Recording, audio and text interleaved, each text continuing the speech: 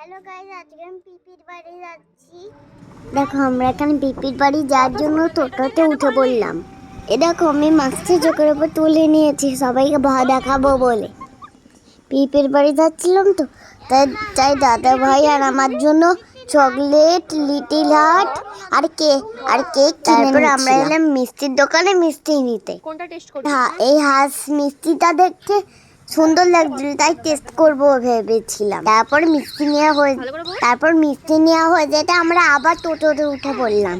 খুবই খিদে পেয়ে গেছিল, তাই আমরা এখানে চারজন মিলে কেক আর লিটিল হার্ট খাচ্ছিলাম। তারপর দিদিভাই আমাকে লিটিল হার্টটা দিয়ে লাভ ইউ বলছিল। এরকম পিপির বই চলেছে, এসে তো প্রথমে এই টিয়াটার কাছে এলাম। টিয়াটা এমন গা জাবড়া ছিল না। এখানে আমি ছোটদিদিকে প্যারোটা গান চালতে বলছিলাম, যাতে প্যারোটটা আওয়াজ করে। জানো, প্যারোটটার নাম মিঠু, ওকে সবাই মিঠু বলে ডাকে। এখানে পিপি আমার লুচি আর তরকারি খেতে দিয়েছিল। তারপর ছোটদিদির সাথে আমি টোটোতে উঠে আম পাতা জোরে জোরে খেলছিলাম। তারপর আমাদের দুপুর খাওয়ার সময় হয়ে গেল, আমরা খেতে বসে পড়লাম। আমি বাটা মাছ আর বেগুন ভাজা খেতে ভালোবাসি, তো তাই পিপি আমার জন্য বানিয়েছিল।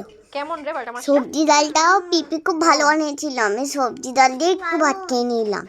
তারপর দিদিভাই আমাকে ফ্রাইড রাইস আর চিলি চিকেন দিয়ে ভাতটা খাইয়ে দিল।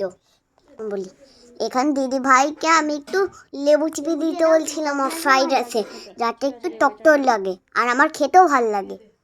তারপর বিকেলবেলা আমরা পিপির বাড়ি থেকে বেরিয়ে পড়লাম, পিপিকে বাই বলে দিলাম।